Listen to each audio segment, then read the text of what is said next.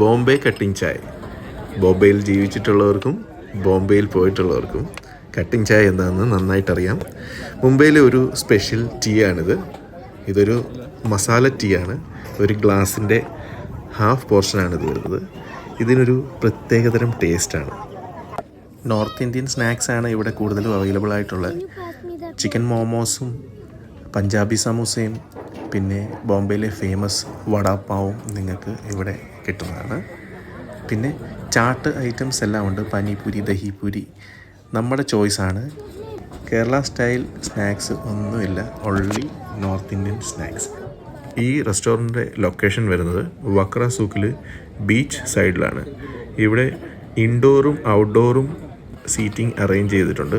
Outdoor seating ആണ് വളരെ ഭംഗി. ബീച്ച് സൈഡാണ്. ബീച്ചിൽ എന്നോട് ചേർന്നാണ് എൻ്റെ സീറ്റിംഗ് അറേഞ്ച് ചെയ്തിരിക്കുന്നത്.